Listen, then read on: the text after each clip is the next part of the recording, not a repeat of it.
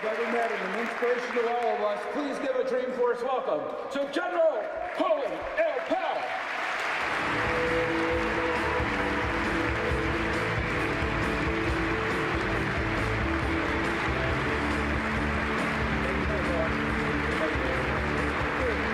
General Colin Powell.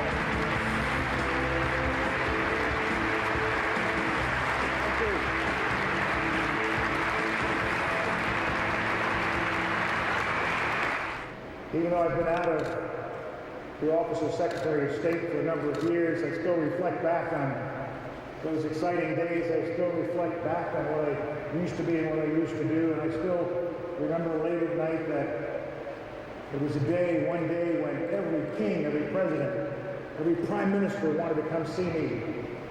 One day when every reporter, every journalist, every television commentator wanted to interview me. One day you're sitting there at the top. One day you're the #1 diplomat of the whole free world. One day you're the Secretary of State of the United States of America. And the next day you ain't.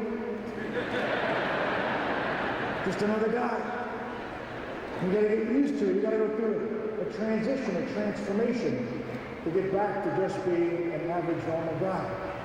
But I've gone through something like this earlier when I stepped down from being chairman of the Joint Chiefs of Staff. #1 military official in the Armed Forces of the United States.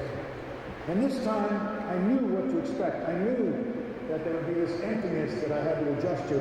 I knew that I had to transform into a new person. And I knew that the transformation process begins at home.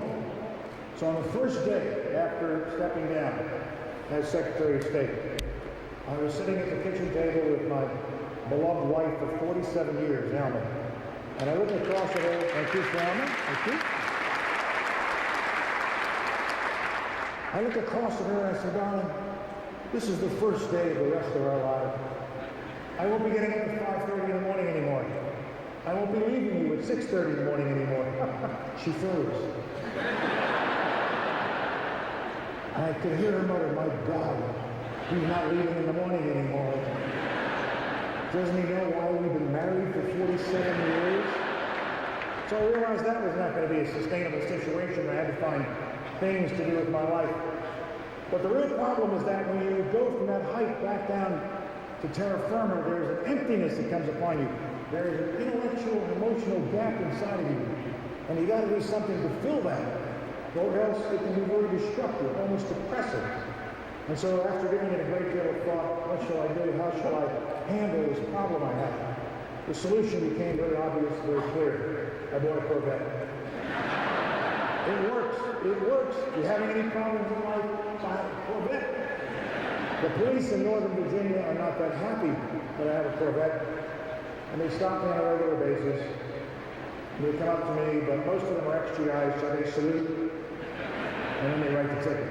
Doesn't it?